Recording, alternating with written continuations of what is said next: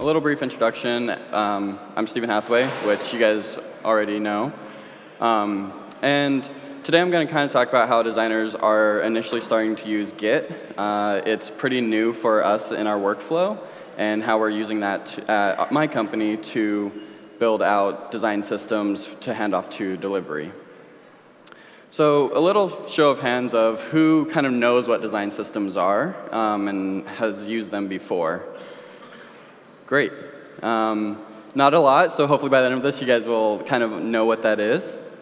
But with that, I also kind of want to know, like, from a development perspective, like, whenever you do get deliveries, like, it can be kind of cumbersome, right? And often or not, you have components that mismatch or don't, look coherent together. And that might look something like this, right? Like, if we start to audit our site, we might have a ton of different buttons or components that don't align with the design system. And with that, that can create kind of a bad user experience. For example, like a user may not know that they need to click on a certain button to go down a workflow. It's, not the best for them. And that left me to wonder, like, how does this happen? Like, and why does it happen?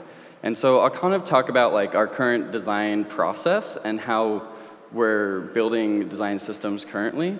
So right now we have a ton of different feature files. And you could think of these feature files as, like, a login workflow or, like, changing an avatar photo. So these are all just different features that we have to build out, right? And then with that, we have numerous designers in these files. So we have, like, Blaine over here on the left, and then we have, like, Patricia in the middle, and me over on the right. And we're siloed out into these individual design files. And whenever we do that, we also have to then audit all of our design systems and see which buttons are right and which ones are wrong. And then we have to go through and say, all right, the button on the left-hand side, that's the button that we want in our whole design system. And then we have to do that through all of our files. So we go through every file, we find which button is wrong, and then we change all of those buttons, and then we have to merge those into a master file. And this master file is what we typically hand off to a development team, or we take that file and we, like, spec it out so it can actually be built. And as you can tell, that can be very cumbersome. It's not the best experience for, like, users, because what if we miss a button and then you guys go and build a different button, and then we have just, like, the smorgasbord of different experiences for all these users, right? And so with that, we have to, like, audit our design system, go in and replace everything, and then merge everything back in. And it's not the best workflow. And so with that, we have created something. Sketch created this new tool called symbols. And what symbols do is they allow us to not have to rework as much. And so say we have all these different buttons again, and mentally think about, this could be a navigation piece, this could be a different card, this could be all of the interfacing components that we have to build. And so within that feature file, we have all these different buttons. And what we can now do then is take all these buttons and create one instance of that button. And so if we decide to change the color of that button, all of them will change, right? Like, that starts to automate our process. And so whenever we go through each and every one of these individual feature files, we then can change one instance of the button and merge that into the master file. And so that gets, a lot quicker. It's a better process for us to go ahead and hand off to development teams. And some of you might be thinking, like, congratulations, designers, you're finally starting to automate your work. Like, it's, taken you 20 years to do it. And, like, I am happy that we are starting to do it. But we didn't stop there. This could still be kind of a little bit of a problem. So we still have our symbols. And in each one of these files, there's separate instances of a symbol file. So we still have to go through each and every single one of these files. And Blaine over here still doesn't have the right buttons So that's kind of an issue, right? And so we still have to go over to my file and say, hey, Blaine, here's the button that you should have in there, and please swap that out, like, for the sanity of myself and for the development teams. And then we can merge that into the master, right? Like, it's still, we're not automating yet. We're kind of automating. It's like a pseudo-automation. And then libraries came out. And what libraries did is, so say we had that current workflow of taking each one of these individual files and then merging that into the master to hand off, we decided to turn that on its head. So a library, what's stored in the library is all of the different instances of a button or a navigation piece, a card. And what that does is once we have all of that information inside of the library, we can then disperse that to the different feature files. So it's no longer going back into the master library. It's now the library is pushing all the information back out. And whenever we make a change, it actually visually shows what is being changed. So over here we have, on the left-hand side, the old button, and then different instances of that button. So we have a default, an active state, a disabled state, a hover state, all the different states, right? And we've made changes to each one of those. Then we can input the new one and update all of those symbols across all of our files. So it looks something like this. Blaine over here, he constantly doesn't update his symbol library.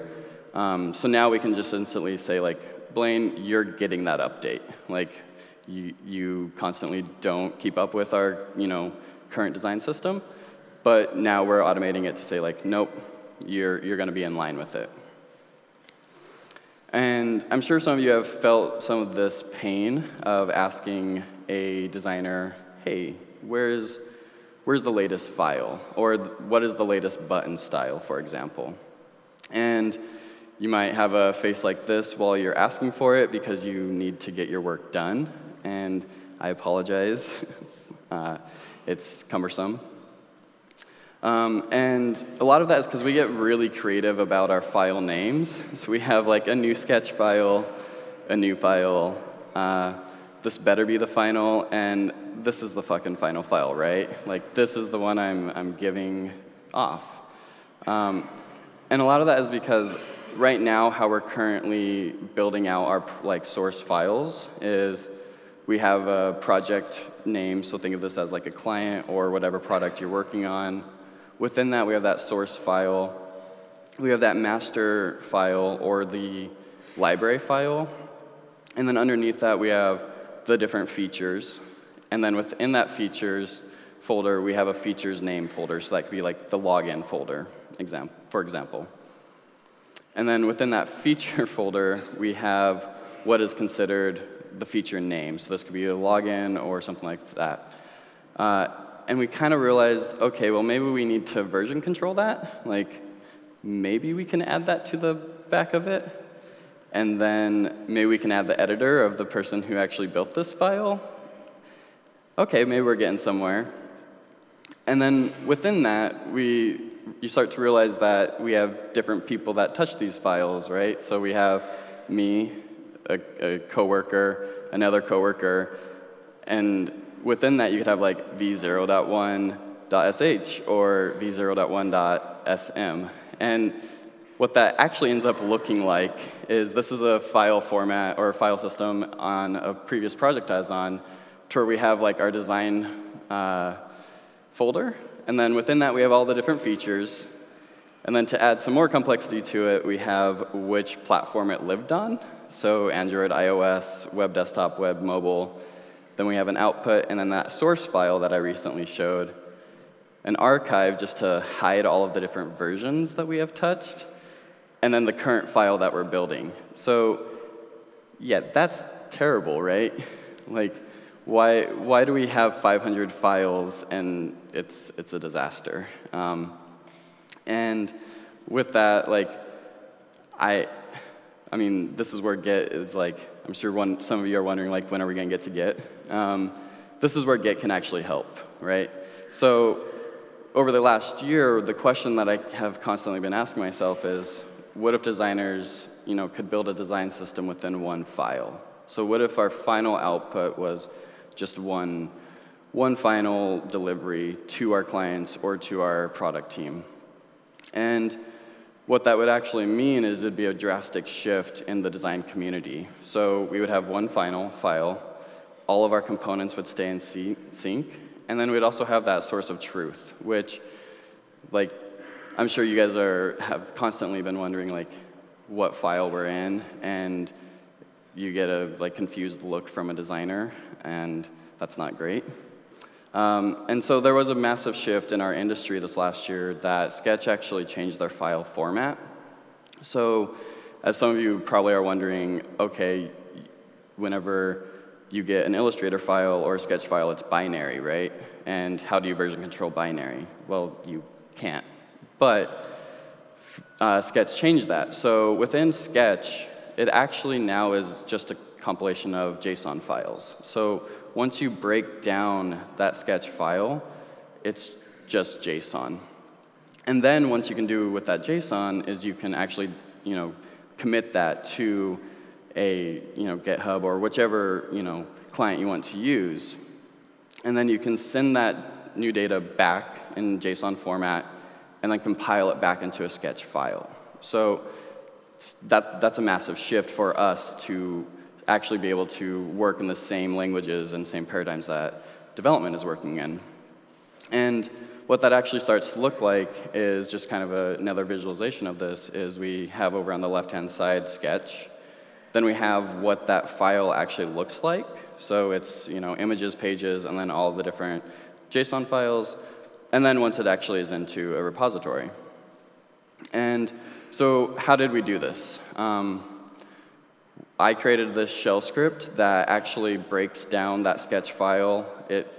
Essentially what this is doing is it's unzipping Sketch, grabbing all of the JSON files, and then removing the Sketch format, and then putting them into nice little documents for us, or a folder format.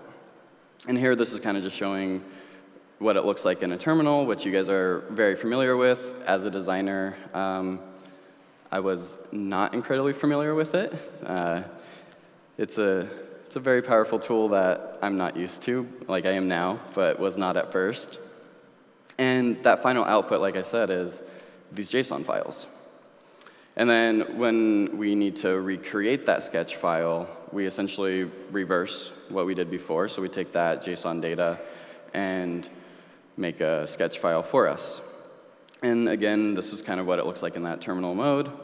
And we get now, you can see that there's two little folders up there. So we have the features folder, our library folder, and then you can see we now have two Sketch files. So those Sketch files is where designers or your design team can actually jump in, make edits, and change.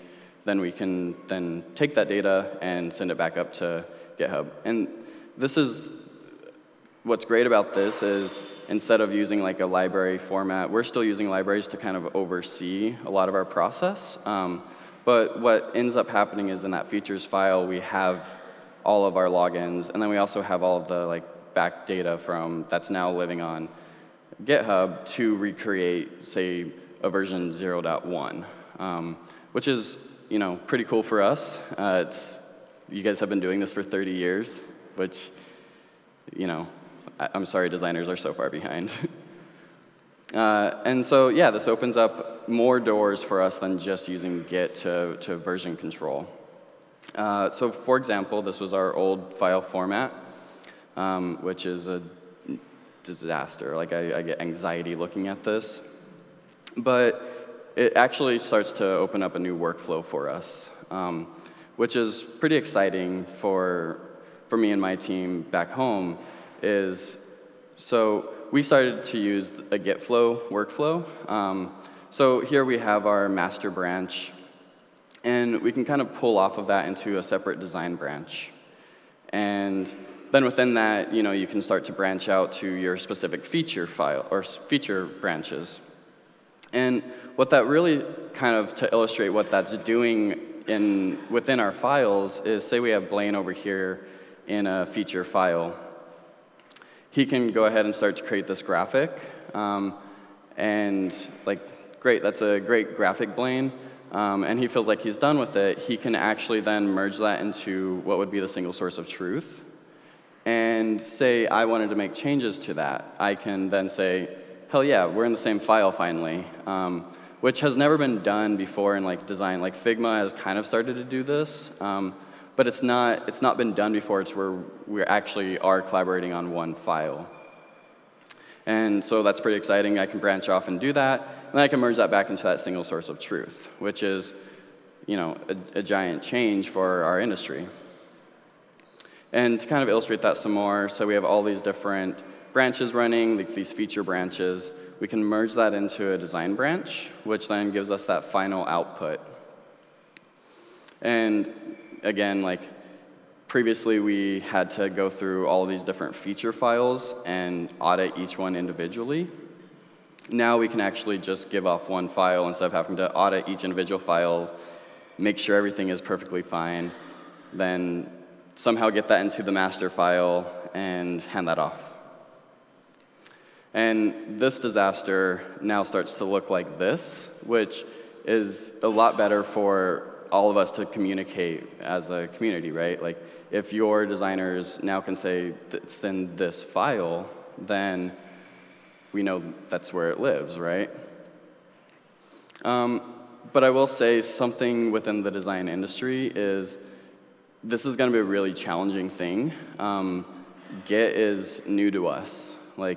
So changing the whole industry, like design industry, over to a workflow like this is going to take time. So please, patience with us. We're still really late to this party. But it's pretty exciting from my point of view. I'm really excited to see, now we can actually work on the same, technologies as development teams, and we can visually represent what we're trying to get done. But to kind of reiterate, all of this was really new to my whole team, like Git-Init, Git branching, Git checkouts, Git commit, all of that. Even till this day, I'm in terminal and I'm kind of like, oh crap, what did I do? But we're getting there. And this is a little story that I want to share with you guys. As I was explaining this workflow to a designer I work with, and I said, hey, let's clone that repository to your computer, which all of you is like, cool, that's easy. Then check out that branch you want to work on. If the branch doesn't exist, just go ahead and create one for yourself. It's totally fine. Or if there's an issue, start a branch from that issue. Once you finish that, commit that, and then we'll do a pull request. And we didn't even get to the pull request before I got this look. Right? This is a massive shift in our industry. And hopefully we're getting there. We are, but it's definitely, that's the look that we're getting a lot. And over the course of the next year, what I'm really excited about is that we can actually work together. And I'm hoping to lean into this community to explain all of these Git workflows for designers that this is new to us. And as you can already imagine, Git can be difficult. I remember last year I was watching a talk that was just showing what was wrong with Git, which was a lot of self-deprecation, which was kind of hilarious because I had just started learning it at that time, and I was like, man, this thing sucks. And now I love the thing. But as you can imagine, using terminals for a designer is probably not going to be the best way to adopt this for us. It's very cumbersome and confusing. It isn't maybe the best workflow for us, and that's totally okay. But there's some exciting things that come out of this, right? So we can actually start to QA test our work. So instead of manually auditing every single component or button, we can actually run a test on that. Whenever I introduced this to our DevOps team, this is what they're most excited about. They're like, holy cow, we can actually look at that JSON file and see this text style doesn't match the one previously before. The other thing we can do is again, we have that final source of truth. Hopefully questions like, hey, where's the latest file? Or which component has changed again? Why this component is different? Hopefully all of that stops to exist. Like, that's wasted time. That's wasted effort in a lot of ways. The other thing is, and this is the most exciting part, right, is we are now using the same technology to build stuff together. And instead of having design and development siloed out, we can actually kind of merge that together. But like I said, the terminal is really difficult for us. The other thing is we can't see diffs. So this is what a diff looks like whenever you do a pull request. And as you can tell, that's not readable from a designer's perspective. We probably need it to start to look more like this so we can actually see the differences that are, within our design system. And I don't know where that lives yet. I have some ideas that it could potentially live within an actual Git client. So here we have the GitHub native desktop, which I assume, like, most of you guys just run out of terminal. I've been using this, but like I said, those diffs are a change, so maybe we could start to integrate some of these new changes into existing products that you guys use. The other thing is maybe we can actually build it directly into Sketch. Sketch has a really open API that we could potentially start to do all of this, which is exciting. Like, if I'm just able to do all of that within my design software, that could be perfect. But with that, that's kind of where I do leave it. Is, again, that's my name. I want to reach out to this community to build what could be a new workflow for the design community and the development community. And so far, Git has been working really great for us. We definitely are excited about it, but it's new, and I'm hoping to lean in and see what you guys have as exciting opportunities for all of us to work together. But again, that's how we have been building design systems. It's not great. Like, I am very aware that we have a lot of strides and challenges ahead of us. But with that, like, I'm excited for it. And wanted to thank you guys all again for coming out and listening to me talk about design systems to you guys.